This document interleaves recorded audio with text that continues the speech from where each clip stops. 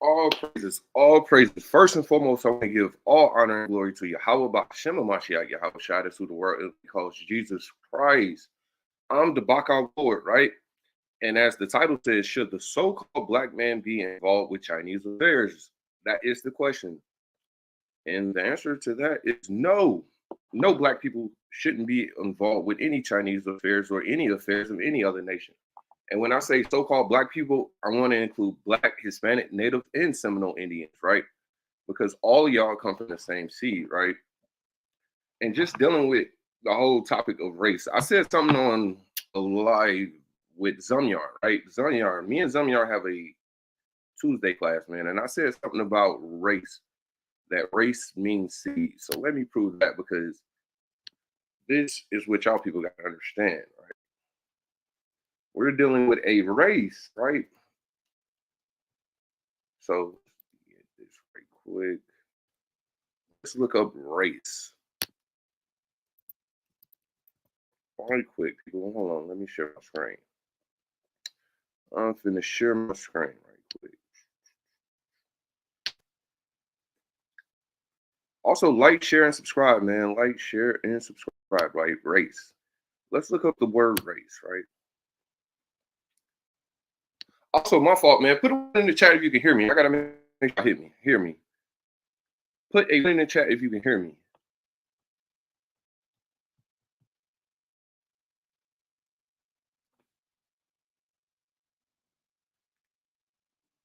Okay, all praises, right? Race, right? So let's get the etymology of race, right? And here we go, race.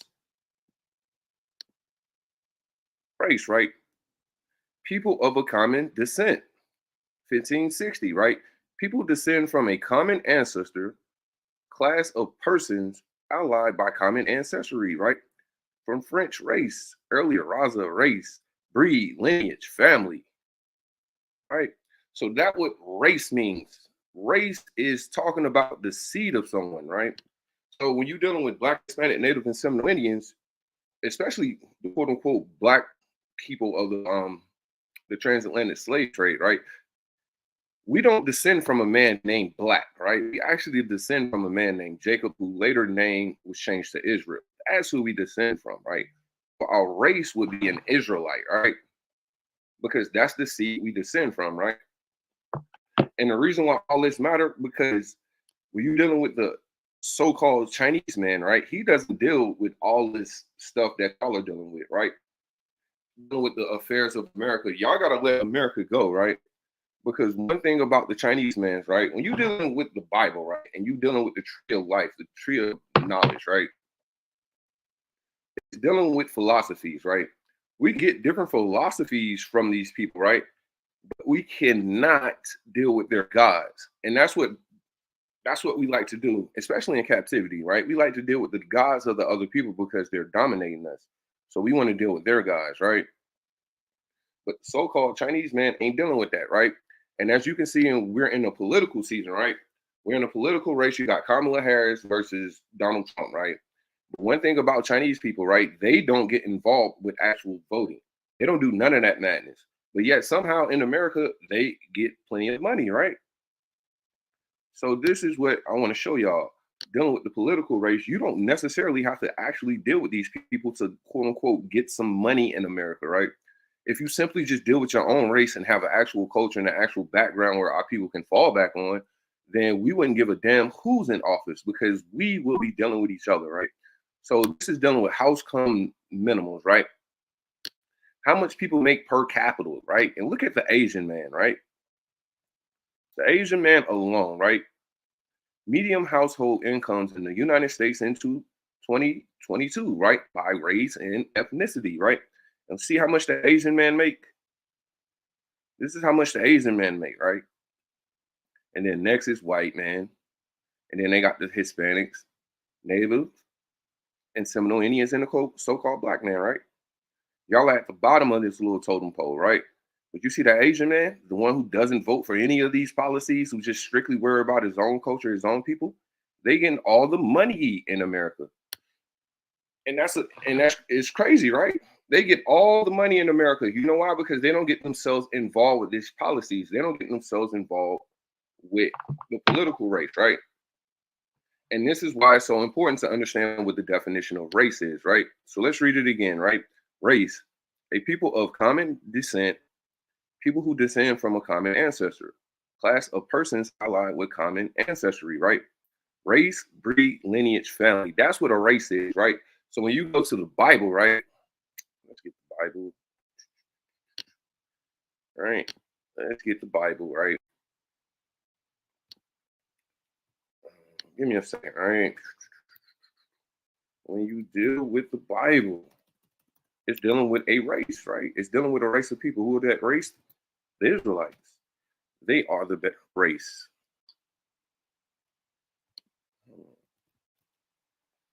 Give me a second because I want to get a scripture right quick.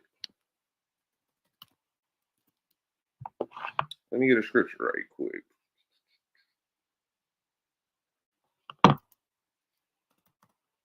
Also, like, share, and subscribe. Because we finna get into the Moabites, right? We finna get into this Asian man and what they believe in. Because a lot of y'all black people like to follow everybody except your own people, right? So where we at? Right, race. Let me share my screen.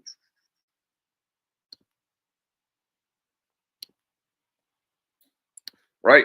This is First Peter 2:9 in the ESV, right? First Peter 2:9 in the ESV. It says, but you are a chosen race. Right there, you are a chosen race. This is what Peter is telling what the Israelites who were scattered throughout the world. He said, but you are a chosen race, a royal priesthood, a holy nation, a people for his own possession, that you may proclaim the excellencies of him who called you out of darkness into his marvelous light, right? So let's look up that word race and see do it aligns with what the Bible, what etymology says, right? Because they're all saying the same thing. So we have to put this little race construct that the white man has put on us, and we have to actually put it in context, right?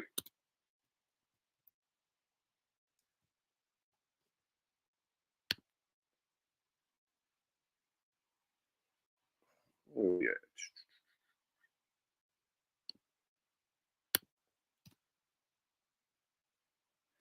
Right. So give me a second. I'm finna share my screen.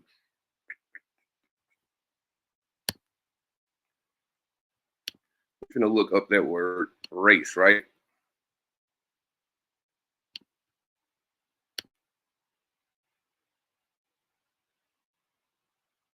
So this is in the KJV, right? It says First Peter 2:9, but you are a chosen generation, right? Generation in the ESV it says race, right?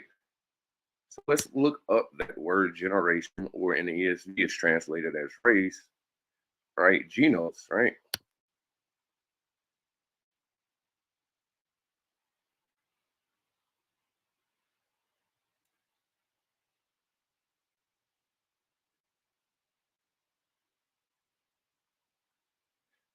And here we go. The definition of generation, right, is kindred, offspring, family, stock, tribe, nation, nationality, or a descent from a particular people. Descent descent from a particular people. It's the same thing, right?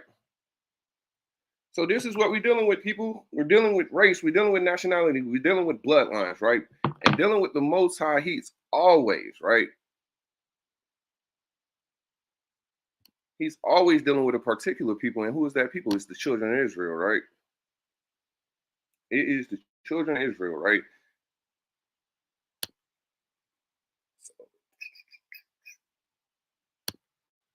So I want to get another scripture. Let me get Deuteronomy 32:8, because this is dealing with the Most High separating people, right? And we're gonna get on Moab, but I gotta lay down a foundation of what y'all gotta understand what is going on with the Bible. Because one thing black people haven't been taught, especially in America, is what? The actual truth of the Bible.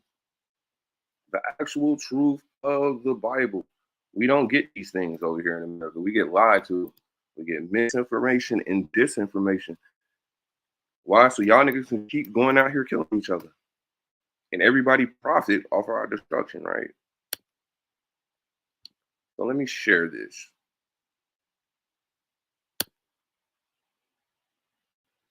Let me share this right quick. We finna read Deuteronomy 32 and 8 in the ESV, right?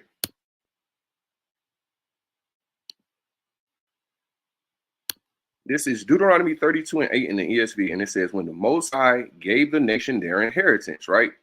When he divided mankind, and that's what God did, he divided mankind. Everybody is not the same people. All this stuff that you want us to believe we're all just the same people. No, God divided people. He made different nations. He made different races, right? And when he fixed the borders of the people according to the sons of God. Now, this sons of God is actually dealing with what? Let's get it.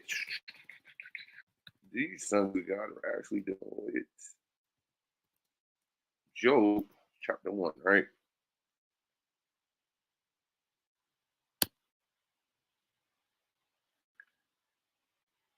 It's dealing with the heavenly hosts, right? The heavenly court. God gave every nation their own land, and he also gave them their own gods, right? But the Most High chose us, right? And it says, now there was a day when the sons of God came to present themselves before the Lord, the sons of God. So this is what it's dealing with, that heavenly court, right? The sons of God, when they came to present themselves before the Lord, Satan came also on them. So that's what that dealing with. Is dealing with that heavenly court and how the Most High gave all these other nations their gods, right? But the Most High is only dealing with Black, Hispanic, Native, and Seminole Indians, his personal possession.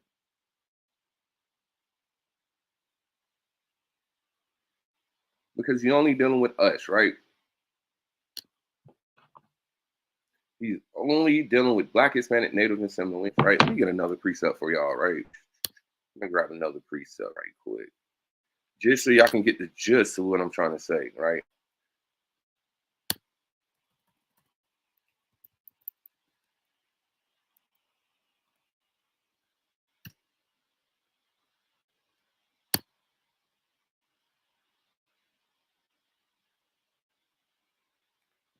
But give me a second.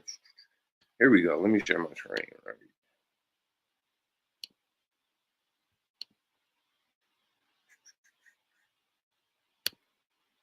Another precept, right? This is Sirach 17 and 7, right? 17 and 17, right? For the in for in the for the Salakia, for in the division of the nations of the whole earth, he set a ruler over every people, right? But Israel is the Lord's portion, right? So for in the division of the nations of the whole earth, what it means, God separated the whole earth. He separated groups of people. He separated races, right? He set the ruler over every people. But Israel is the Lord's portion, right? Israel is the Lord's portion. We dealing with the Most High. These other nations, they're dealing with their own deities. They're dealing with their own land. They're dealing with their own God, right? Hey man, the water, Taj Yah, right? The water for their own nation, right? So, which gets me into what? Moab, the Chinese man. It's time to get on the Chinese man, right?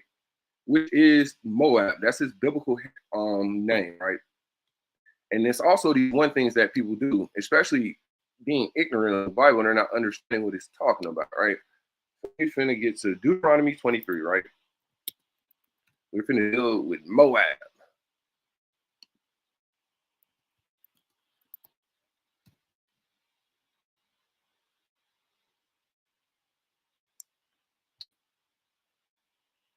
All right, give me a second. Let me pull it up right quick.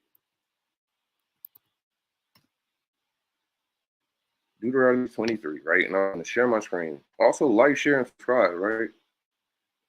Let's get on Moab, man. Deuteronomy 23, right?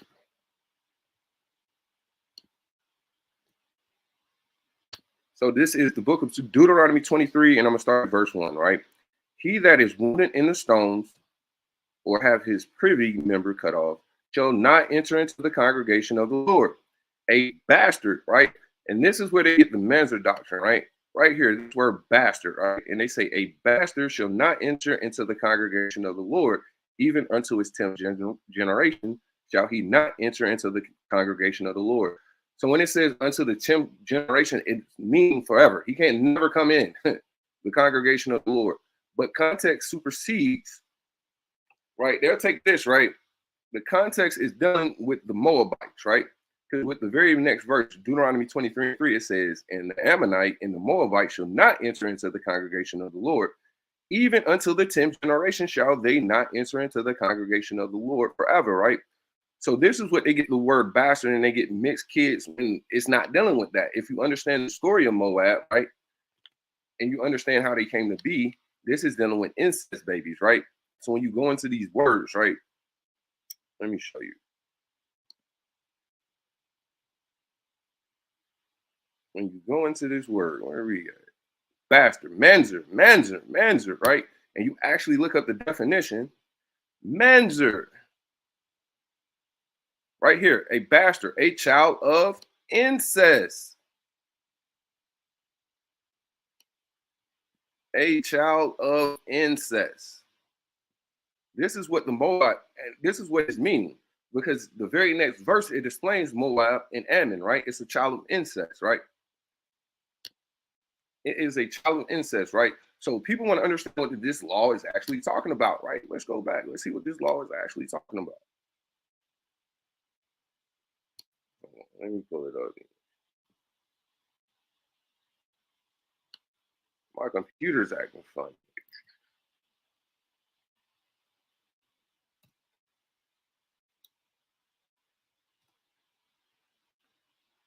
So let's get it again, right? Because y'all want to understand what this law is talking about, right? Put a 1 in the chat if you want to understand what this law is actually dealing with.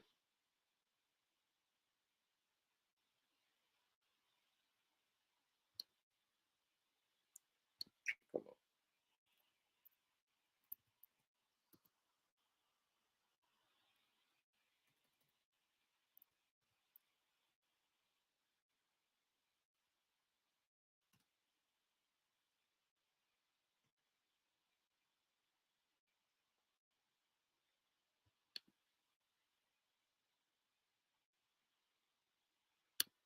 All right. So it says, he that is wounded in the stones or has his privy member cut off shall not enter into the congregation of the Lord. A bastard shall not enter into the congregation of the Lord, even until his 10th generation shall he not enter into the congregation of the Lord. An Ammonite or Moabite shall not enter into the congregation of the Lord, even till the 10th generation shall he not enter into the congregation of the Lord forever. Forever, right? You know why the Lord said these things, right?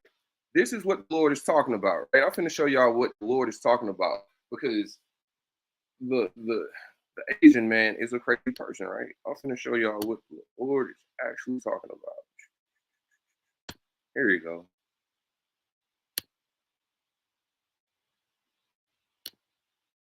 This is what the Most High is talking about, dealing with these sick people, right?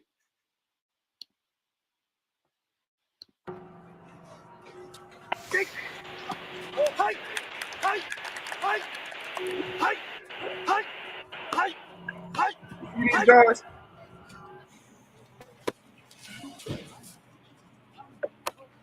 Look at this.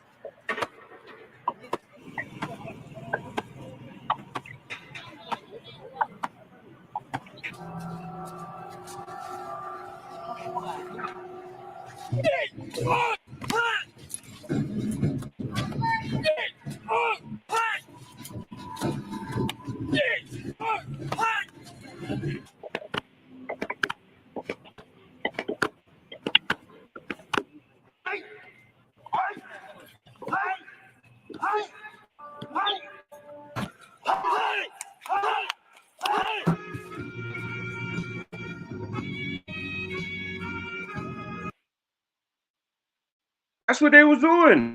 That is actual, like, these are Shaolin monks, right? These the Buddhist monks are the spiritual people, right?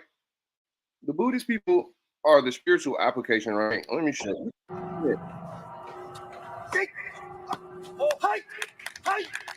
It's called.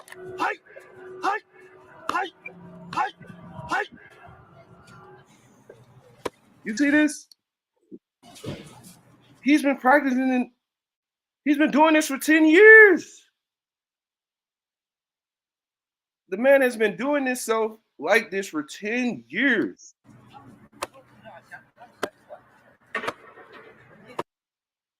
In his mind, he's getting closer to God. So, the Moabites, the so-called Asian man, he's a wicked bastard. And I can call him a bastard because the Lord.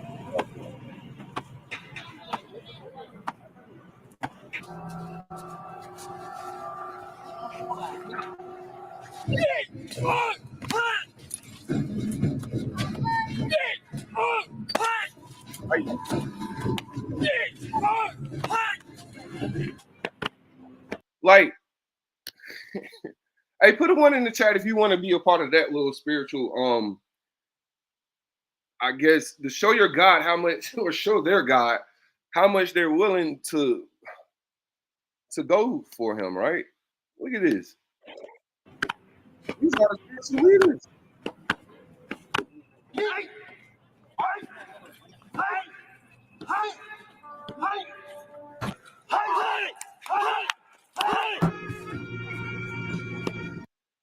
And you know what's so crazy? You know what that reminds me of?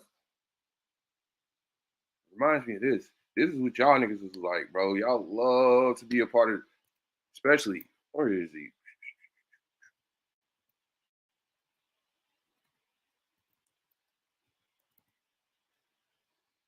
Like, this is what y'all niggas want to be, right? Because y'all love the goddamn Asian man. Hold on, let me share my screen again, right? This is what y'all want to be, man. Y'all want to be with the Asian man like this. Y'all want to be over there like Bruce Lee and stuff, right? Y'all want to be over there with the Asian man learning karate and stuff, hitting yourself in the balls and stuff, right? Oh, kung fu niggas, right? Where we at? Same thing, man. Because y'all think, where's that guy at? Jackie Chan, right? That's y'all niggas. Y'all niggas was like this. I don't care that much. Let's go back. I don't care that much. But you get the drift, right? Y'all want to go over there and practice kung fu and stuff like that. The Lord ain't dealing with that stuff, right? Look, y'all want to be Bruce Lee, Jackie Chan. But I learned something from the Bible, man. Look, this is what the Bible taught me, right?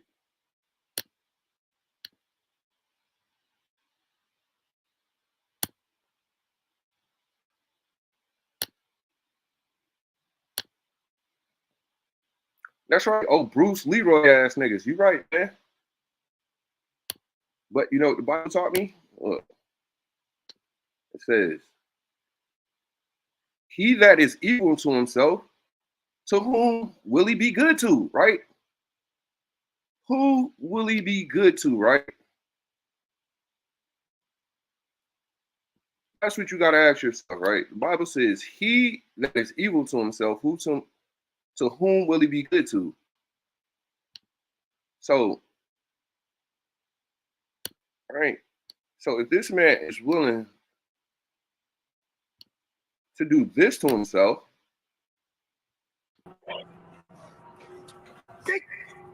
what the hell is he willing to do to you, nigga? Utter madness, right? Utter madness. It is just utter madness with these other nations. That's why we gotta. That's why we have to. We have to teach these people, right? We have to actually teach these people, man. Let's get some more Bible verses, right? Because, like I said, we deal with the Bible.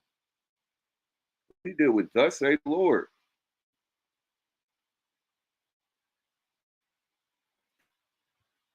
And this is what God has said about Moab, right? You grab it.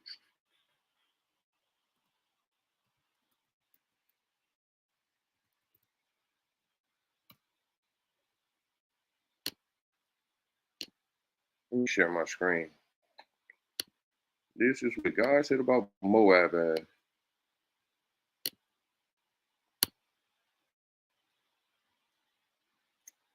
Right. And God said, Moab is very proud. I have heard how proud, ignorant, and conceited the people are. They think of themselves. And that's one thing about the goddamn Moabite or the quote unquote Chinese man, right? He thinks too highly of himself, right? The Moabite thinks too highly of himself. Like, so this is Jeremiah 48 and 29 again. It said, Moab is very proud. I have heard how proud and ignorant and conceited the people are. How much they think of themselves, right? I, the Lord, know of their ignorance. Um, their boast amount to nothing. The things they do will not last, right? So the things that the Moabites do, they won't last, man. The Lord ain't dealing with the damn Moabites, right? Let me get some more scripture, right? All right, let's get some more scriptures dealing with the damn Moabites. Gonna get some more scriptures. Also, like, share, and subscribe.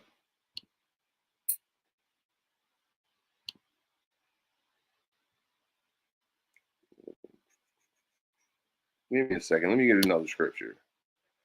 Because I can just simply read it to you, man, but I want y'all to see it.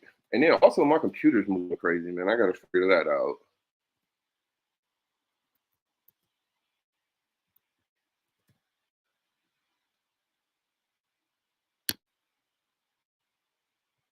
All right.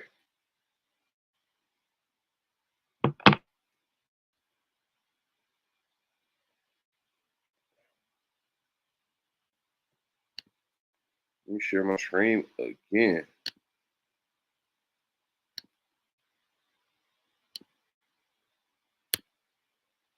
Right? It says, so this is the book of Jeremiah, chapter 48 and verse 25, right? And this is in the NIV, right? It says, Moab horn is cut off. Her arm is broken, declares the Lord. Make her drunk, for she has defiled the Lord. Let Moab wallow in her vomit. Let her be an object of ridicule. So God said you're supposed to ridicule the goddamn Moabite. What does ridicule mean? We supposed to make fun of these goddamn people, man. And I'm gonna do it for thus says the Lord God. Thus said the Lord God, right? So let's read it again, right? And I'm gonna read verse 26. He says, Make her drunk, for she has defiled the Lord. Let Moab wallow in her vomit. Let her be the object of ridicule. And that's what I'm gonna do. I'm gonna ridicule their ass, right? We're gonna ridicule the goddamn Moabite. We're gonna make fun of them niggas. Because that's what God wants me to do. Why? Because they do silly stuff like that, what we just previously showed, right? Them over there hurting themselves, right? And also, right, let's get an understanding. Because this is to break down the goddamn Moabites. So we can understand who the Moabites is, right?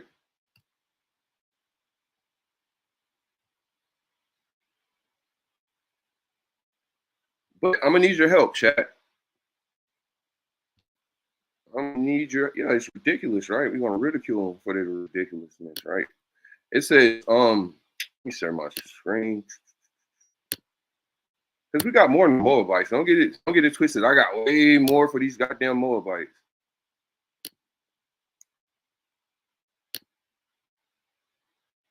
Yeah, these other nations are ridiculous, right?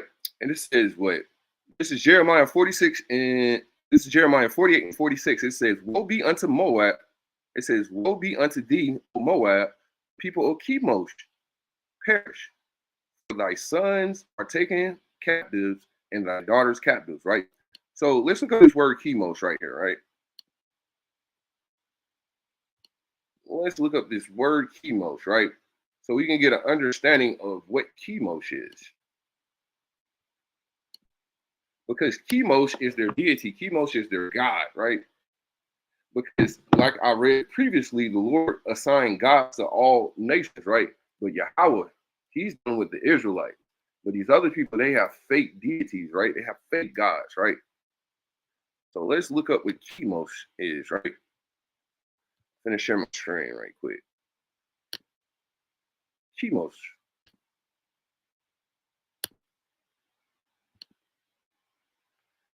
So I just looked up Chemos. This is Chemos. This is their deity, right? Let's see if I can make the screen bigger.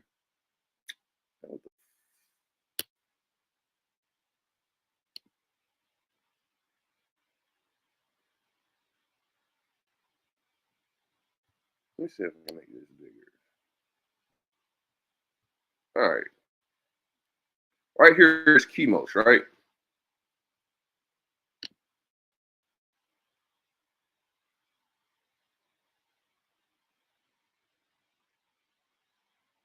Chemos. Put a one in the chat if you think that look like an Asian man.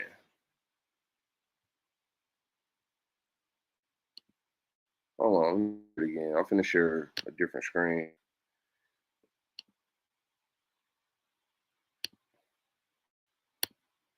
Where y'all at, chat? Put a one in the chat if you think this is an Asian man right here. Because that's the deity, that's Chemos, that's their god, right? Right. It says Chemos. Chemos was the god of the Moabites. Numbers 21, 29, Jeremiah 48. You got it. It is possible that he was worshipped by other tribes as well. And maybe the same God as Molech of the Ammonites. Because Moab and Ammon are what? Related. So y'all think this is Chemos? Y'all think this look like an Asian man? Put one in the chat. Y'all think it's an Asian man? Okay, we got ones. We got ones in the chat. Y'all rocking with it. I think it is an Asian man too, right? Because that's their deity. And they're Asian, like they're incest babies, right? So, like, come on. I'm gonna start real. Like, we're finna get into it, right? Let's see how the Moabites came about, right? How we get Moab and Ammon, right? So give me a second. Let's read the Bible, right? Let's see how they came to be as a nation. And we finna read the whole chapter, right? So y'all gotta bear with us. Yeah, they're like cousins. But we finna read how they came to be, man. And they're really some sick ass bastards, right? So let's read about how we got the Moabites and the Ammonites, right? We're dealing with how these nations came to be, right? Yeah, Genesis 19, right? And this is also dealing with Sodom and Gomorrah, right? The doom of Sodom, right? So we got to understand what was happening in Sodom and Gomorrah, right? So Genesis 19, and I'm gonna start at verse 1. We're gonna read the whole chapter, so y'all gotta bear with me, but it's some gems in here, so y'all don't get caught up, right? And this is, and there came two angels to Sodom at even, and Lot sat at the gate of Sodom, and Lot, seeing them, rose up to meet them, and he bowed himself with his face towards the ground.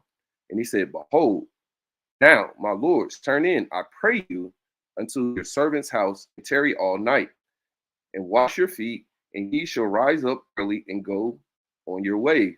And they said, Nay, but we will abide in the streets all night. So these are actual angels, right? This is angels coming to Lot, right? Because the chapter before, Abraham begged, God told him he was going to destroy Sodom and Gomorrah, right? So he begged God to not destroy a city if a righteous person is in there, right? So God is not going to destroy Sodom until he gets Lot out of that city, right? So this is what's going on, right? And he pressed upon them greatly. And they turned in unto him and entered into his house, and he made with them a feast, and did bake unleavened bread, and they did eat.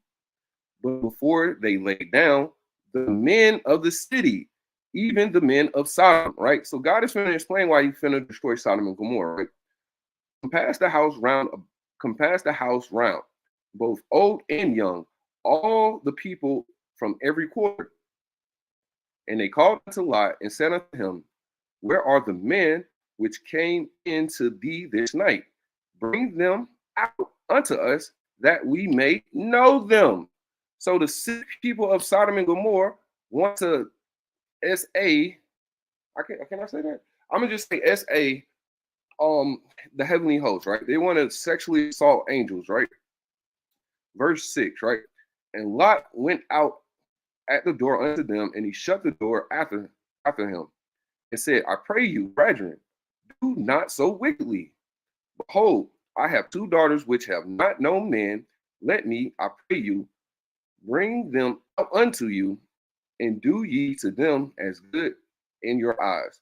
Only unto these men do nothing, for therefore came they under the shadow of my roof. And they said, stand back. And they said again, this one fellow came in to sojourn, and he will needs be a judge. Now will we deal worse with thee than with them. So the town people was telling Lot, right? Yeah, even though we want to SA the angels, we'll do it to you if you don't get out the way, right? So, and they pressed sorely upon the man, even Lot, and came near to break the door. But the men put forth their hands. So who was the men? The angels put forth their hand and pulled Lot into the house to them and shut the door. And they smote the men that were at the door of the house with blindness, both small and great, so that they wearied themselves to find the door. So they were like, sort of like this. They're wearying themselves trying to find the door, meaning they still want to, quote unquote, know these men, even though they're blind, right? And the men said unto Lot, hast thou there any besides thee? Or have thou here any besides son-in-law and thy sons and thy daughters and whatsoever thou hast in the city, bring them out of this place. For we will destroy this place, because the cry of them waxen great before the face of the Lord, and the Lord has sent us to destroy it. Right? And Lot went out and spoke unto his sons-in-law, which married his daughters, and said, up, get you out of this place, for the Lord will destroy this city.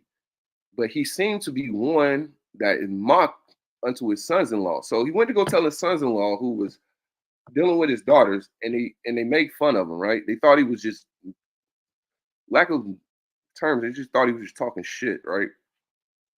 Verse 15. And when the morning arose, then the angel hastened Lot, saying, arise, take thy wife and thy two daughters, which are here, lest thou be consumed in the iniquity of the city. And while he lingered, the men laid hold upon his hand, and upon the hand of his wife, and upon the hand of his two daughters, and the Lord being merciful unto him, and they brought him forth and set him without the city. And it came to pass, when they had brought them forth abroad, that he said, escape for thy life, look not behind thee. So the angel said, escape for thy life, look not behind thee, right? Neither stay thou in all the plains, escape to the mountain, lest thou be consumed.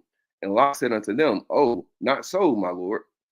Hold, now thy servant has found grace in thy sight, and thou hast magnified thy mercy, which thou hast showed unto me in saving my life. And I cannot escape to the mountains, lest some evil take me and I die. Behold, now this is a city to flee unto, and it is a little one. Oh, let me escape hither.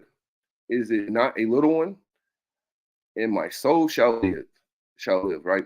And he said unto him, see, I have accepted thee concerning this thing also, that I will not overthrow this city for the which thou hast spoken.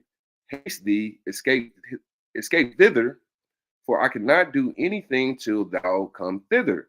Therefore the name of the city was called Zorah, right? And the sun was risen upon the earth when Lot entered into Zorah. And the Lord rained from Sodom and the Lord rained upon Sodom and upon Gomorrah brimstone and fire from the Lord out of heaven. And he overthrew the cities and all the plains and all the inhabitants of the city, that which grew upon the earth, which grew upon the ground. But his wife looked back from behind, and she became a pillar of salt. Right? So this is where you get the pillar of salt, right? Oh man, what you say? They was on some what? Some Diddy stuff. Hey, they say nothing new under the sun, right? Right. But I want y'all to look at this, right? This is where they say Mount, like all these people, right? Let me show y'all something right quick, right? Mount Sodom, right? Mount Sodom is where they say Lot's wife is. So I'm going to show y'all where they say Lot's wife is. Mount Sodom. Lot's wife.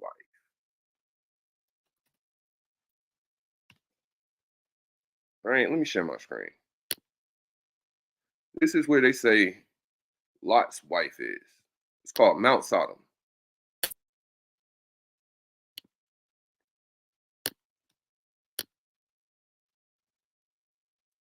Right here. These first three pictures, they say this is Lot's wife. Mount Sodom, right?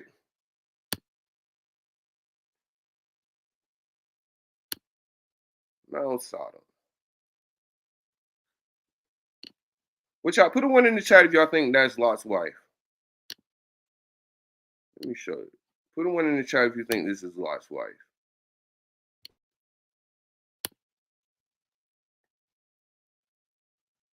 Right here. They say this is Lot's wife.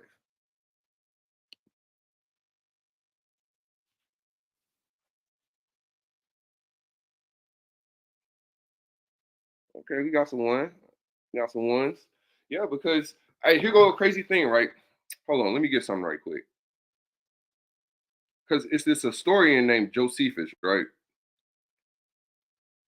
Let me see. I'm gonna try to pull it up right quick. It's this historian named Josephus. Let me see if I can put it up right quick.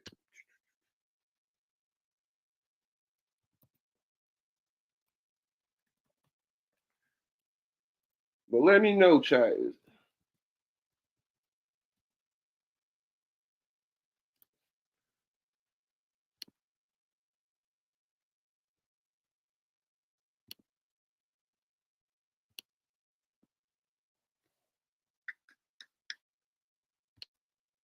Hold on. Give me a second. I'm gonna pull it up. It's this historian named Josephus. He said he's seen it.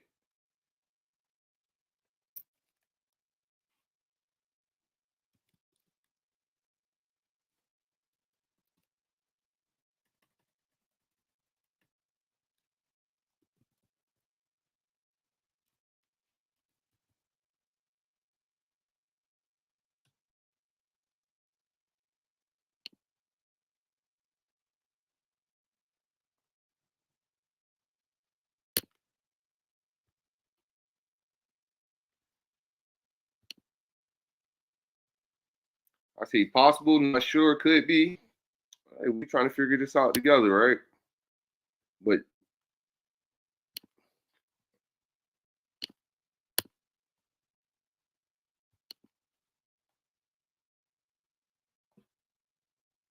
give me a second, family. Also, like, share, and subscribe, right?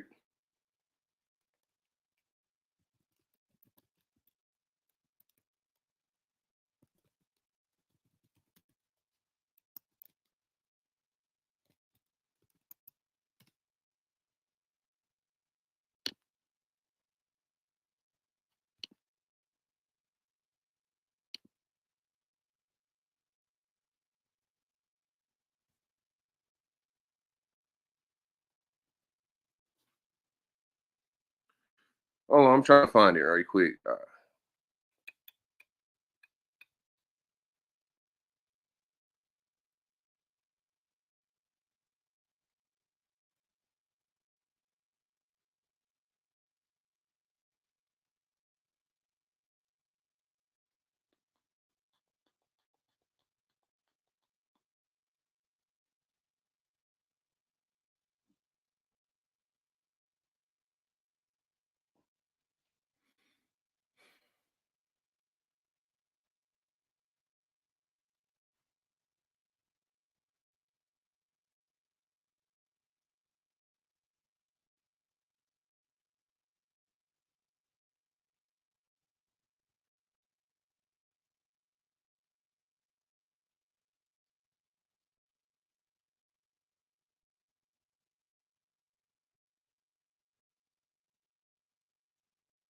Okay, I found it. All right, I finished my screen. Sorry for the wait, but I found it, right? So Josephus, right? He's a first century historian, right? I'm gonna go back, right? He said it was there. So this is Josephus, right? And the book is called the Antiquity of the Jews, right? So this is an Antiquity of the Jews, right? And this is what Josephus says, right? Right. I'm gonna start right here, right? But Lot's wife continued to turn back. But Lot's wife con- why is it highlighting? But Lot's wife continually turning back to view the city as she went from it, and being too nicely inquisitive, what would what will become of it, although God had forbidden her to do so, was changed into a pillar of salt. For I have seen it, and it remains at this day, right? For I have seen it, and it remains at this day. Now, this is the first century, um, a first century historical source saying that that was there then. So, a historical source that was it. I don't know what y'all think. What y'all think, family? You think this is Lot's life? Uh, let's see. But it's okay. We're gonna keep with the story, right? So let me share my screen. Let's go back to the actual story, right?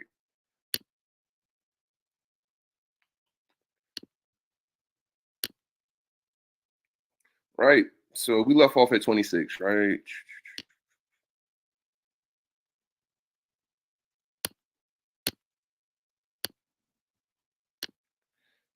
Verse 27. Genesis 19 and 27. And Abraham got up early in the morning to the place where he stood before the Lord, and he looked toward Sodom and Gomorrah and towards all the lands of the plains, and beheld, and lo, the smoke of the country went up as a smoke of a furnace. And it came to pass, when God destroyed the cities of the plain, that God remembered Abraham and sent Lot out of the midst of the overthrow, when he overthrew the cities in which Lot dwelt. And Lot went up out of Zorah and dwelt in the mountains with his two daughters with him, for he feared to dwell in Zorah. And he dwelt in a cave, he and his two daughters. The firstborn said unto the younger, Our father is old, and there is not a man in the earth to come in unto us after the manner of all the earth. So these two dumb broads believe they're the only people on earth. They said, There is not a man in the earth. These two dumb broads, they're the only people on earth, right? So this is what they're going to come up with a plan. First of all, they should have asked their father if they were the only people on earth. But these two dumb broads think they're the only people on earth, right? Come and let us, and he said, Come, let us make our father drink wine, and we will lie with him, that we may preserve seed of our father. And they made their father drink wine that night. And the firstborn went in and laid with her father, and he perceived not when she laid down, nor when she arose. And it came to pass on the morrow, that the firstborn said unto the younger, Behold, I lay yesterday night with my father. Let us make him drink wine this night also, and go thou in and lie with him, that we may preserve seed of our father.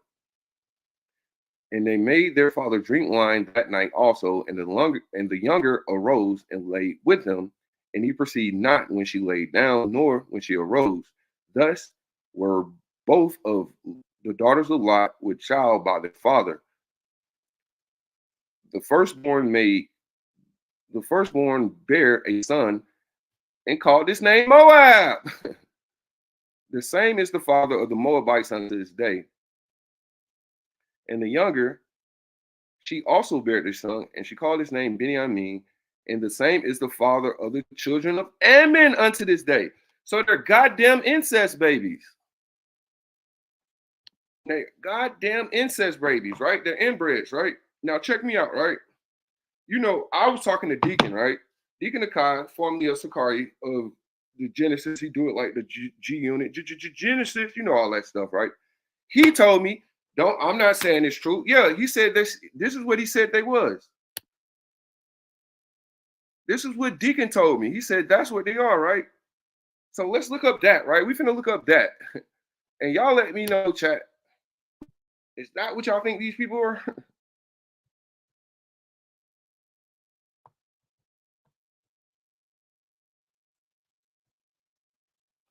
That's what Deacon said they were. I'm not sure. I'm still trying to figure it out.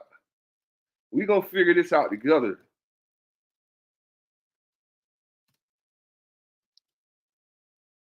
Let me share my screen.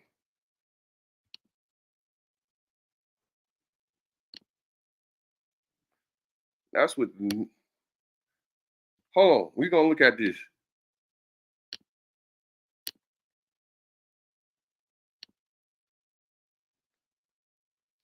Where we at?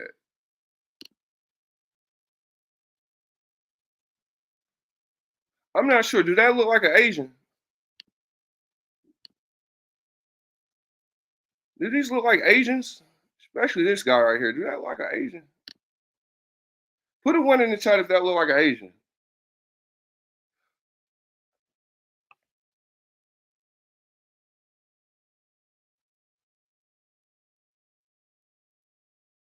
Let me know, chat. Put a one in the chat if that looks like an Asian. That's the kingdom. He got.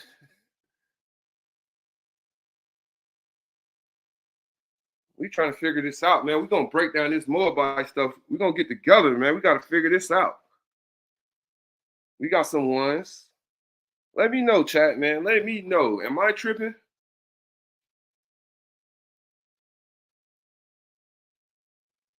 I'm not sure. I don't want to be racist on YouTube, so I'm not sure what they are. But he said that's what they look like, man. That's crazy. Let me know, chat. Let me know, family.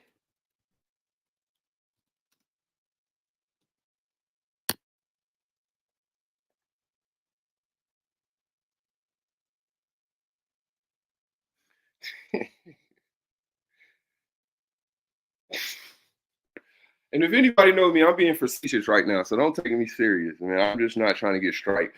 But yeah, the eyes, right? The eyes. It's the eyes. Hold on, man. Look, this is a historic relic, right? Let me show you. This is the vault. This is the Moabite sarcophagus, right? Sarcophagus. Oh, shit.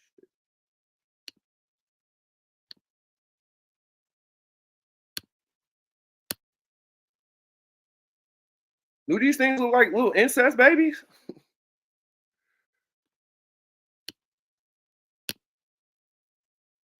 Put it away in the chat. Yeah, that's right. Fair use. Fair use. Fair use.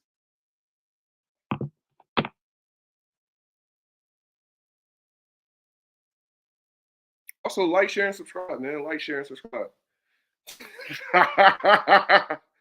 Okay, we got some answers in the chat. We got some answers in the chat. It's the eyes. It's the eyes. Is it? What do you do?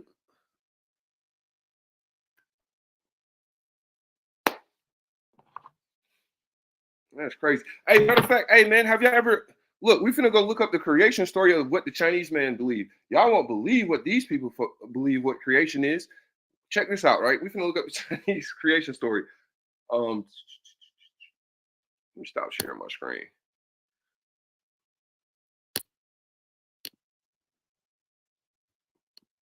Y'all want to know what the Chinese man believes in creation? Y'all want to get a good laugh? Look at this. Hey, put a one in the chat if y'all want to put a one in the chat if y'all want to see what the Chinese man believe as his creation story.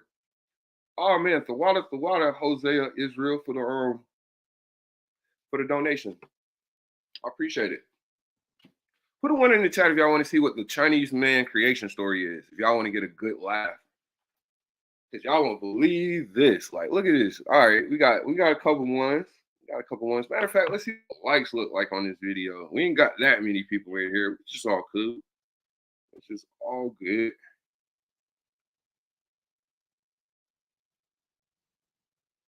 Oh, we cool with likes. All right, cool. Let's get a good laugh at the Asian man's creation story, man. Because remember, they supposed to be for ridicule, man. That's what God told me to do. So Here we go. Let's look at the Asian man's creation story.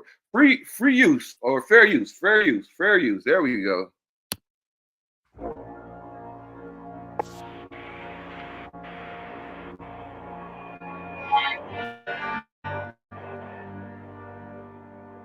In the cosmic chaos, there was an egg.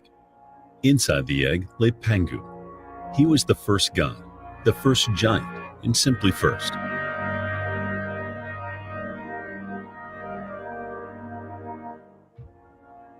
Laying inside the egg, he began to form heaven and earth.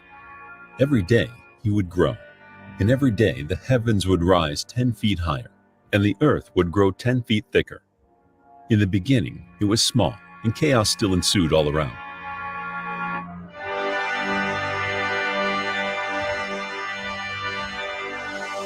But each day, as Pangu grew, so did heaven and earth. After 18,000 years, Pangu was finally finished. Heaven was now extremely high, and the earth was incredibly deep.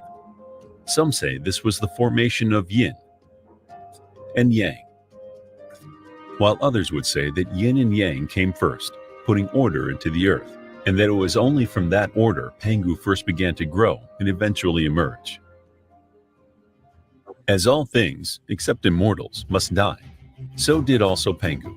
But with his death, creation bloomed, for his body became... So their first god died. Like, how do God die, man? That's crazy. Everything we see around us. His left eye became the sun, while his right became the moon. From the strands of his beard... That's right, right? That's right. Their first god was in the egg, right? And then he was in the egg for 18,000 years, and he grew. And as he grew, the heavens and the earth grew. Like, man, these, oh my God. Like, this is why you gotta ridicule. It's like, you gotta get into this stuff. Like, these people are ridiculous. I'm gonna go back a little bit, right? Mortals must die. So did also Pangu. But with his death, creation bloomed, for his body became everything we see around us. His left eye became the sun, while his right became the moon. From the strands of his beard, the stars were formed. His 4 limbs and 5 extremities became the edges of the earth and the 5 mountains. His blood formed the rivers, while his breath became the winds and clouds. His flesh turned to earth, and the hairs on his head became the plants and trees to grow in it. Metals and rocks appeared from his teeth and bones, while his semen and marrow became jade and pearls. Ain't no fucking way, bro. Hell nah. Ain't no fucking way. Hey man, all y'all people who like jewelry, right? It said it came from Pangu's semen, man. That's wow. Ain't no fucking way. Finally, his sweat and fluids gave the earth rain so that it could hold life. Perhaps Pangu was also covered in mites and insects, and it was from then that became the first humans. But on that point, Nuwa would like to disagree.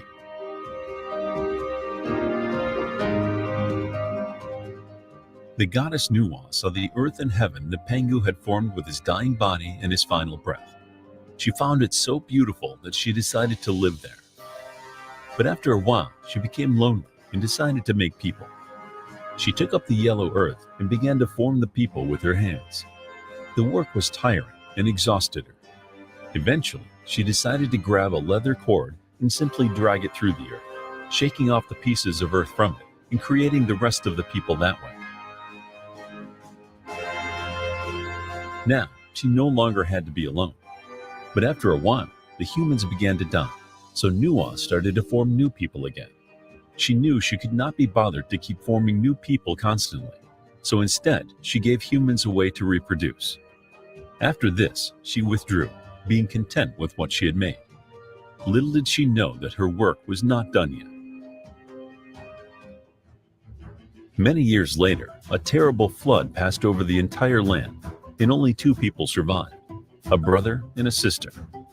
Both of them wanted to reproduce and ensure that humanity would survive. However, so y'all telling me their creation story starts off with incest? Come on, man.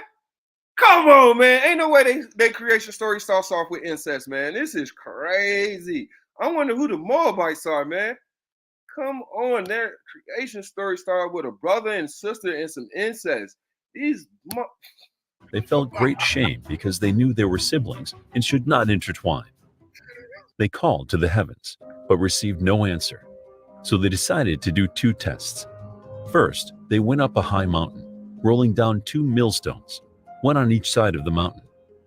Only if the stones landed next to each other could they then marry. The stones rolled down the height of the mountain, and at the bottom, both were lying next to each other. They had passed the first test, and now felt comfortable getting married. You see what type of madness that the Asian man is dealing with? The niggas is talking about incest, and they was like, we're gonna go up on the mountain, we're gonna roll some stones down, and if it lands this way, we get to commit incest. Hey man, this is why we have to civilize these people, man. This stuff is crazy. Now they went to separate locations and made fires. If the smoke from the fires intertwined with each other, they could have children and would be able to repopulate the desolate earth. After the fires had been Also, man, the water, Tanya Hardin. I know, man, I'm up early for that California time, man. I got it just happened to happen that way. That's right. That's right. Their subconscious is telling on them, right? That's right. It's bred into them, man. It is literally bred into them. in May, both the brother and sister looked up into the sky. Slowly, the smoke that had risen separately from both their fires had become one. The brother and sister were sure they had the blessings of heaven, and so they had children. However, when the sister finally gave birth, it was not the child they had expected. Instead, a spherical piece of flesh had been born. They were distraught. Had they misread the signs? For 9 months they had waited for a child and instead received this abomination. They wept together, and as the Hey, you think the baby they had was the Down syndrome? Hey, put a one in the chat. You think that baby they had Down syndrome? Put a one in the chat because they was distraught, man. They was destroyed, man. Put a one in the chat. You think that baby that popped out had Down syndrome? Let's get back. they wept, Nuwa heard them and appeared before them. She took a knife and cut open the spherical piece of flesh and formed not one child, but many. After humanity had been created and was reproducing, the Jade Emperor, Lord of Heaven, sent 3 emperors to rule over them. The first he sent them was Tianguan, meaning ruler of heaven.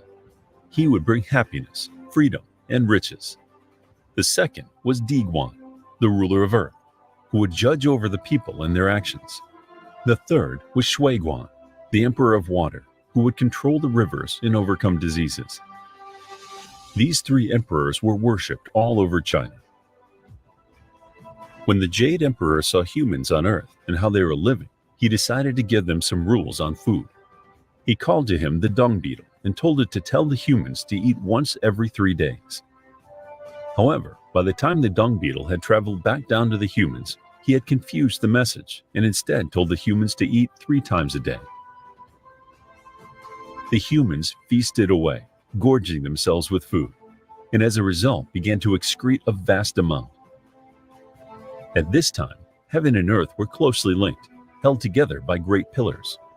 The Jade Emperor was horrified by how revolting the humans were and could not stand the stench, so he separated heaven and earth to get away from the smell. Man, y'all hear that? Their deity separated heaven and earth because they shit too much and he didn't like the smell of it. That's so goddamn wild. Oh man. Oh my God. To punish the beetle, he made it eat the dung that the humans excreted. Please note that in this video, many creation myths have been fused. Yeah, that's just wild, man. Like, good Lord. Good Lord. The Asian man is wild, man. Oh my God. Hey man, it's this one dude named Genghis Khan, right? And Assad put me on him, right? Because he told me if you ever wanted to make one of them mad, speak about Genghis Khan, right? So look, let me show y'all a story about Genghis Khan. And this is educational use only. I'm not here for Asian hate. I'm just here you're just here for educational use only, man. But yeah, this is this man named Genghis Khan, man. Y'all, Matter of fact, hold on. Put a one in the chat if y'all ever heard of Genghis Khan. Y'all ever want to know why how they became from melanated people to more lighter skin or lighter tone?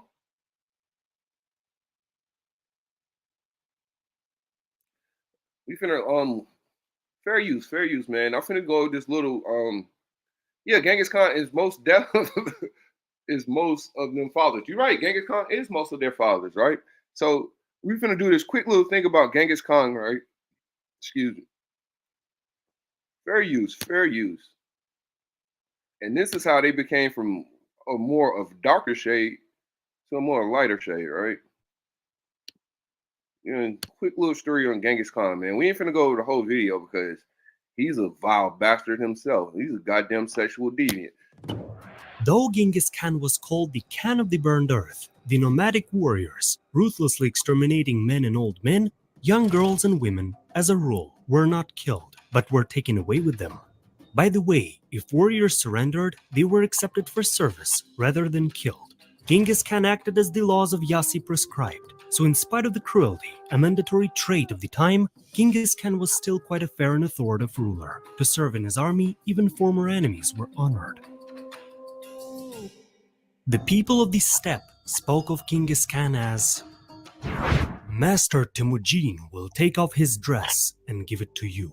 He will get off his horse and offer it to you. Here is someone who truly knows how to rule a society, feed his soldiers, and keep his house in order." Contrary to prevailing opinion, there was a certain degree of Just understand, Genghis Khan would take off his dress and give it to you. That's wild. Turkey in Genghis Khan's empire. And according to some historians, there was a considerable number of women in the army of the Mongols itself. And it was not only the concubines, but also the fully equipped warriors. European women, notable for their whiteness of face and unfamiliar beauty to the Mongols, were always valued. So you hear that, right? Y'all hear that, right? The European with the white face. That's what that goddamn bastard like, right? Let's just go back a little bit. It was not only the concubines, but also the fully equipped warriors. European women, notable for their whiteness of face and unfamiliar beauty to the Mongols, were always valued. The captive beautiful women, therefore, had every chance to live, though not in love and harmony, but at least without any humiliation or mockery. For instance, after the fall of Gurganj, the capital of the Khanate of Khwarezm, protector of peace and faith, Great Turkan, mistress of women of both worlds, Shaheen of Khwarezm, Turkan Khatun, and her relatives were taken captive. The children of members of the ruling dynasty were killed immediately, and the women of the harem were given as wives to Genghis Khan's entourage. The subsequent fate of the former Shaheen and the Lady of Women was rather tragic. She, among other noblemen of Khwarezm, was sent with a caravan of captives to the capital of Mongolia, Karakorum. There they were to serve at the court of the Great Khan. The concubines. As a common practice, noble Mongol warriors took captive women for their harems. First of all, it was considered an indicator of status, and secondly, especially European women, as already mentioned, were highly valued by the Mongols. And thirdly, So y'all hear that? The European women was highly valued. the Mongols believed that captured women were the first and main indicator of victory over the enemy, showing that the winner was far superior to the defeated. The Mongols believed that one who was unable to protect his women was not worthy of the right to live, despite the fact that the obligation of a concubine was to unconditionally obey the Lord. Many captives still managed to achieve a high position in the new family. One of the most famous captives, though not European, is thought to be Dorjin, the wife of Genghis Khan Ugadai, Genghis Khan's third son, who ruled from 1246 to 1248. The woman had succeeded in becoming a leader and ruled Mongolia for 4 whole years after her husband's death. The unfortunate victims. Of course, there is no denying that many female captives died long before they entered the harem and obtained the so-called status of concubine. After the capture of villages and towns, many were violently raped by common soldiers and then murdered, and many ended their own lives after that. It was also very Y'all hear that? this is the type of sickness that this bastard was going around doing. Like, you got to go back a little bit. Listen to what he was doing. He was going around raping people. Were violently raped by common soldiers and then murdered, and many ended their own lives after that. Olia for 4 whole years after her husband's death. The unfortunate victims. Of course, there is no denying that many female captives died long before they entered the harem and obtained the so-called status of concubine. After the capture of villages and towns, many were violently raped by common soldiers and then murdered, and many ended their own lives after that. It was also very common for the leaders themselves to give the young woman to the warriors, just for them to have fun, as a prize for valor shown in battle. Unfortunately, this attitude was widespread to all women, and European-looking girls were considered a very expensive and worthy gift for a brave warrior. Considering that the fate of the warrior himself in the future was unclear, and the likelihood of dying was also very high, he took advantage of the moment and what was available at the present moment. So the fact that they had a short lifespan going around fighting all these wars, whenever they conquer somebody, they give the young warriors some women to grape. Come on, bro. Come on, man. We gotta civilize these people, man. That's why so-called Black, Hispanic, Native, and Seminole Indians, y'all gotta repent, come back to these law, statutes, commandments, so we can civilize the world. Because without us teaching the white man how to wash his ass to prevent the Black plague, without the Asian man just being a goddamn sexual deviant, the Lord put it on us to teach these goddamn ruthless heathen how to be godly. You got to teach the world how to be godly, man. If not, they're going around doing all types of madness. The world falls into chaos when your ass start following these heathens who do all types of debauchery, man. Like, come on, bro. This is just crazy. Obviously, sometimes the ill-fated survived and even dragged along with the caravan for a while. But as a general rule, women who survived the amusements of the nomads were of no use to anyone. They might be not even fed or simply tired, left in this steppe to die.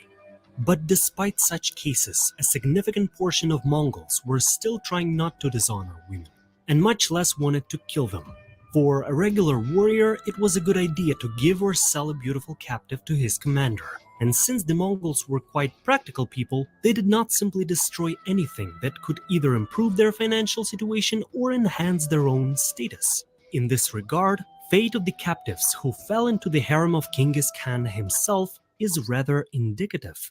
The next chapter will be about Khan's concubines. Genghis Khan had 4 official wives, and by some sources, more than 7,000 concubines. It is not so much that the great Khan had incredible abilities in terms of acts of sexual pleasures. The captured women, and we will repeat, European women, served as an attribute and an extra proof of Genghis Khan's power. See, you gotta understand what they're saying. Listen closely. In terms of acts of sexual pleasures, the captured women, and we will repeat, European women, served as an attribute and an extra proof of Genghis Khan's power. After each of the raids, the most beautiful women and girls were often presented to the Khan so that he could decide whether to give them to his loyal warlords or send them to his harem as the next jewel in his collection. And despite the powerlessness of women in the harem, they were not being tortured or harassed. These women were well fed, allowed to look after themselves, taught to play instruments or some other necessary skills if required. They also always used the skills of the captives, which could also be beneficial. Now, let's take a look at what the Chinese general Meng Hun wrote. When our messenger, who was sent to the north, presented himself to their Tsar, at the end of the welcoming ceremony, he was commanded to sit down to drink wine with his wife, Princess Lai Meng, and 8 concubines, who were called ladies, at every meal, and afterwards they were also present. These concubines were of blinding whiteness and beautiful appearance. That said, those women who were notable for something in the harem of the great Khan, either beauty or skills, then they were treated differently. It is difficult to imagine that even in our modern days, women were called ladies. But as we can see, it was a requirement back in the day, at the time of the rule of the famous Khan, Genghis Khan. The whole orchestra was composed of 20 captive young ladies who could play musical instruments and accompanied Genghis Khan on all his campaigns. The great conqueror, strange at first glance, loved and appreciated music very much. It is noteworthy that the wives of defeated lords of other states often became the Khan's concubines. A legend tells that one of his closest associates was told this way by the Khan himself about the highest pleasure out of all for a man. A man's supreme joy consists in defeating his enemies, chasing them before him, taking from them what they possessed, seeing the faces that were dear to them in tears, riding their horses, grasping their daughters and wives in his. All right, that's enough of that goddamn bastard. That's just crazy.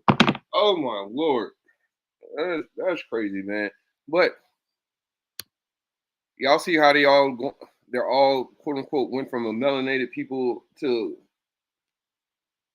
sort of light, right? So let's just get a couple scriptures, man, because this is what the Lord is going to do to these damn bastards. They so crazy. We have to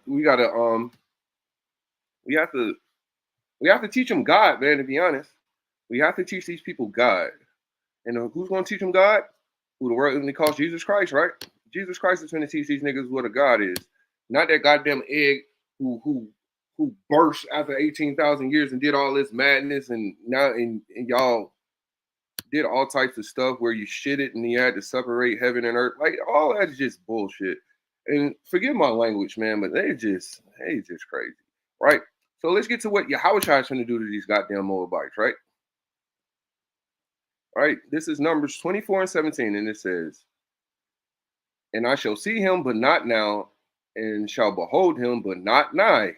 There shall come a star out of Jacob, which is Yahushua, and a scepter shall rise out of Israel, and shall smite the corners of Moab."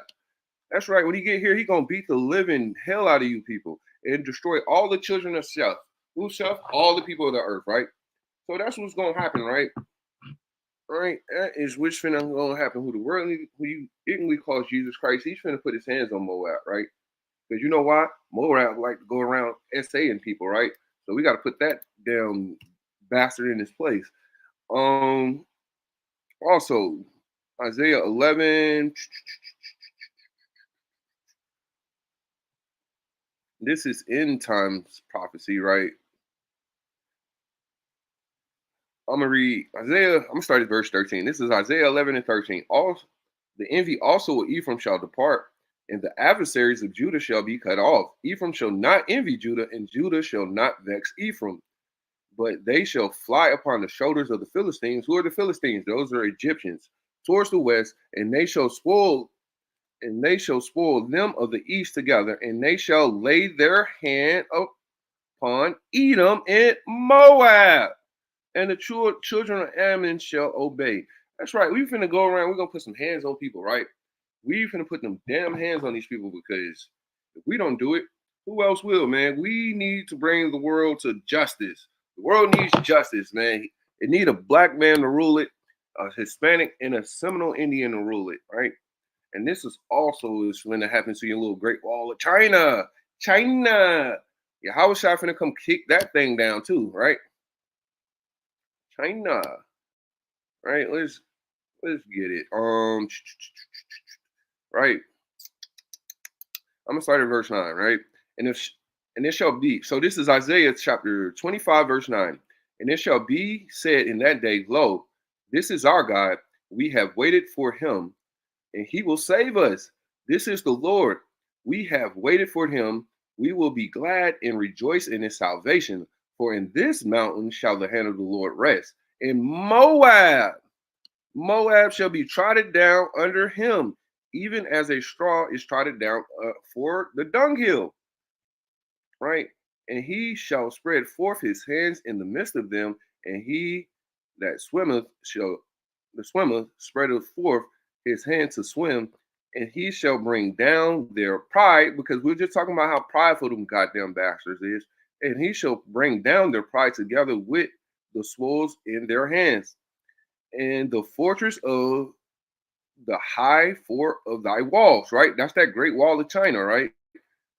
The fortress of the high fort of thy walls shall be bring down, lay low, and bring it to the ground, even to the dust, right? So this is the Great Wall of China in the Bible, right? The Lord is gonna kick that little bastard over, right? He's gonna bring down the high fort of the old walls, right? He's gonna destroy the Great Wall of China. Yeah, they do think of themselves highly, right? So that's it, man. I'm done with the Moabites, man. I'm spending an hour and 20 minutes on these goddamn devils. They're devils too. They're sexual deviants.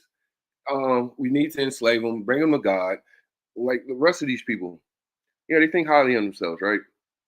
Hey, what should I do a lesson on next, man? Put some things in the chat, right? I was thinking about doing this, right? I was thinking about doing a lesson on the KKK, man. What y'all think? Should I do a lesson on the KKK? What should I do a lesson on, man? Give me some ideas. Next Saturday. Because I was thinking about doing this, right? This is on the KKK, man, right?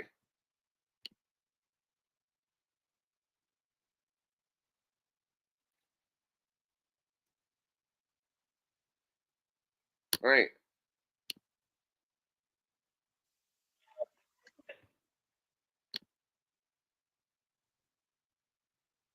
Like, I was gonna start it off with this, right? Y'all want to? Let me share my screen.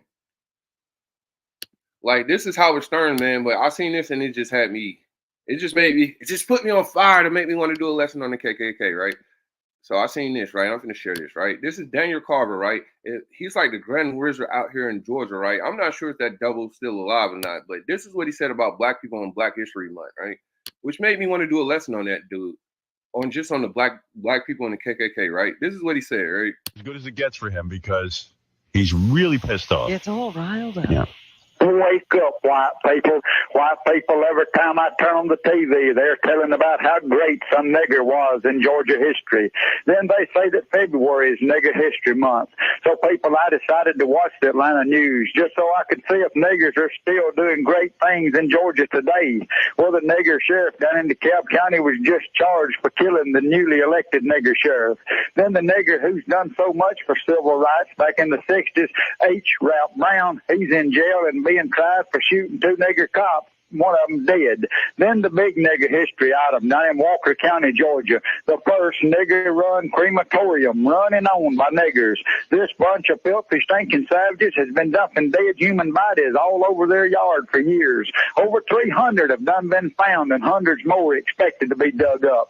People, the truth about nigger history is that they have been around for thousands of years and have never done nothing unless being led by a white man. And the big I don't know. Like, put a one in the chat if y'all want me to do a lesson on the KKK. Because he said some very profound things. Yeah, well, he sounds like inbred. He could be a Moabite. Who knows, man? Could be a Moabite. Put a one in the chat if y'all want me to do a lesson on the KKK next week.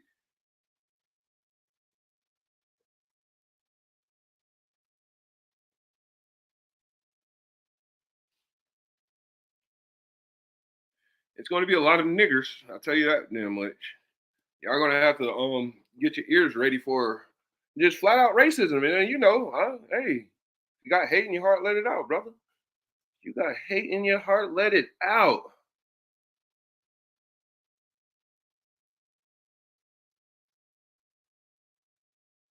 Somebody put, I had an Edomite ask my coworker who was an Edomite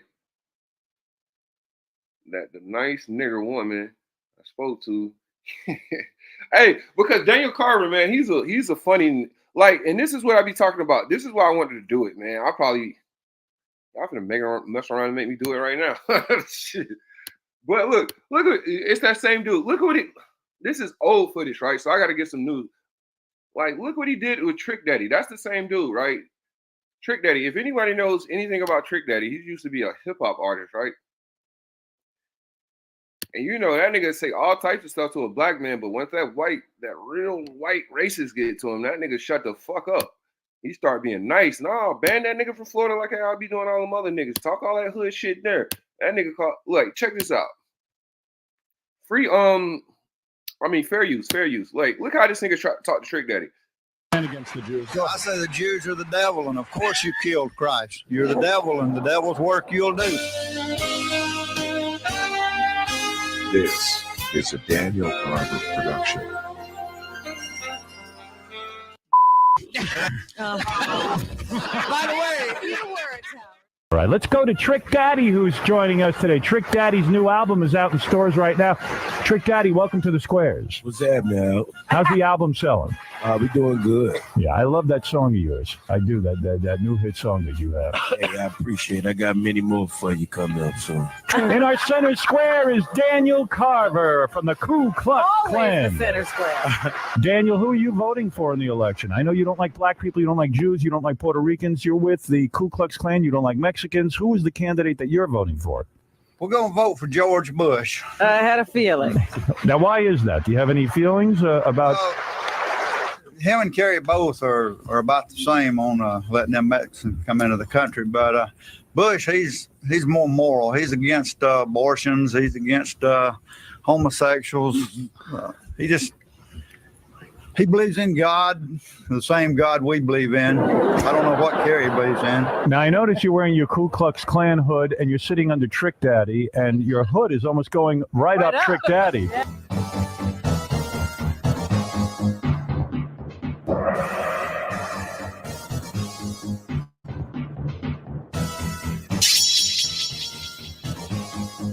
Daniel Carver versus Trick Daddy. Trick Daddy, you must hate this guy. I mean, I'm about to kick him in the top of his head. You ain't going to kick nothing. whoa. All right, Cracker, watch your mouth. Trick Daddy will kick your ass, Daniel Carver. Trick Daddy won't do nothing. Your mama should have swallowed you, boy. I'll show you.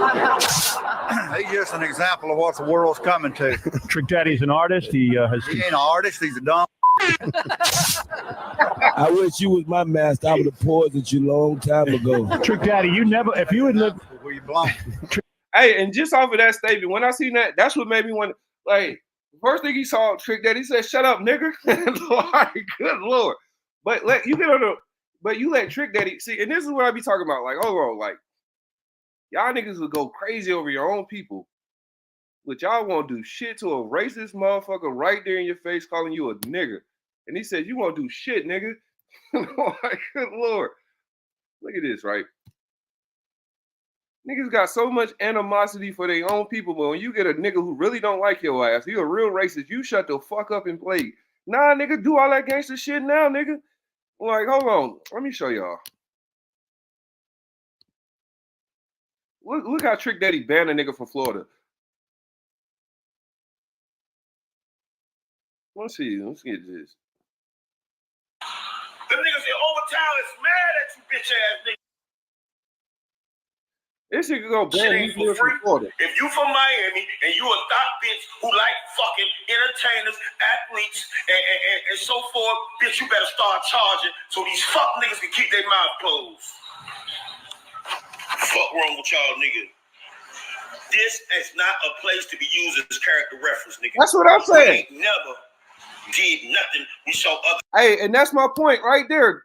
That's my point right there. Where's that energy at where Esau? Esau sitting there calling you a nigga right there to your face, say you won't do nothing. Look how mad he get at Meek Mills. The niggas do. Never in our motherfucking life don't you ever in your motherfucking life again disrespect my city, my nigga, our lifestyle, nigga. I've been in the chain game about this shit, nigga. I got niggas that's still in the chain game about this shit, nigga. I got niggas from Florida City to Carroll City that's pissed off at you, nigga. That nigga's ready to go to jail for simply not letting Meek Mill come to Florida. I got them niggas over there in Lincoln Field mad at you niggas. Them niggas call me all the way from down south in Goose. They say, what you gonna do? Them niggas in Overtown is mad at you bitch ass niggas. Them niggas in Carroll City and Oberlock is mad at you bitch ass niggas. My Haitians in Little Haiti is mad at you bitch. Like, this is how he talking to Meek Mills, right? Like, this shit, like George Zimmerman, like all this stuff, but look how he let this white man, like, bro, this is ridiculous. Like, look how he let this white man talk to him, though, right? That nigga ain't got none of that shit for this white boy. Trick Daddy, if you had lived in the Deep South during the plantation days, you would have turned on your master in 2 seconds. I would have had sex with his mama. You'd have had a lot of brown sisters and brothers. You hear that, Daniel? He'd have been out there in the barn tied up with a mule like the is. Well, I got news for you. You don't know Trick Daddy then. Well, this is going to be I an don't know him. I don't want to know him. That's what's wrong with the country today. Too many white people knowing. We don't need to know them. Stay away from them. Avoid them at all times. It's too many rednecks having sex with their daughters. There ain't enough rednecks. There ain't enough rednecks. Well, We Daniel, got more rednecks. We clean up this country and get rid of these niggas. The country's getting darker and darker. Crime continues to rise. Our taxes are going higher and higher. Because you don't baze, boy. You got the baze. No, it ain't because of me. It's because of the white people are trying to cater to the niggas to get their votes. It's a politically correct thing to do. We need to quit being politically correct. Stand up for our God. He separated us from y'all. He separated this white people from over and over again. God, but he said he wouldn't do it again. He said if we let you remain among us, you would become as thorns in our side and pricks in our eye. And that's right. If God had anything to do with this, you would have never made it. right. Hey, by the way, guys, Colin Quinn's trying to get a word in edgewise. He wants to use the N-word. All right. Everybody uses the N-word when they can. All right, Daniel, you don't like the gay people, do you? No, I don't like Well, did you know that Colin, who's sitting next to you, had a gay experience? No, I don't know him at all. Talking about Robin sitting up there in the corner giggling about everything. Oh, All right. That's your talent. thank you, Dan. I can't believe Trick Daddy hasn't moved his way into the Spit Girls square. Trick Daddy, I thought for sure you'd be making out with them. I was wondering, could we do that on this show? You can do whatever you want. You're Trick Daddy. That's right, baby. Daniel, what do you think? Say they would have sex with a black man. It's sickening. What about what they do for a living, Daniel? They're spit girls. Well, if you have a sex with a beast, you should be put to death, both the woman and the beast. Daniel ever went down to your hood and said the N-word, he wouldn't even live for a minute, right? No, I violate I probation. try to stay away from all I can, Howard. I'll avoid them. Well, Trick Daddy says he's driven you underground. No, Trick Daddy ain't done nothing except kill his own kind. I'm going to put you underground. Well, okay. Put me there then. And that's the truest statement right there. Right there. I'm going to end it off with that. But what this damn devil said right here is true. Listen what he said about Trick Daddy. Well, Trick Daddy says he's driven you underground. No, Trick Daddy ain't done nothing except kill his own kind. I'm going to put He said Trick Daddy ain't did shit but kill his own kind, right? Look how, and he's not lying. Look. He's not lying. Look how this nigga is talking to Meek Mills.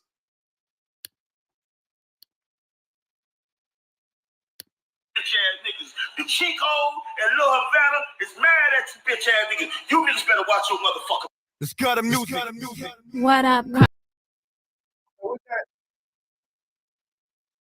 So with that, I want to give all honor and glory to Yahweh, Ba'ashem HaMashiach, Yahweh Shah. Shalom, family.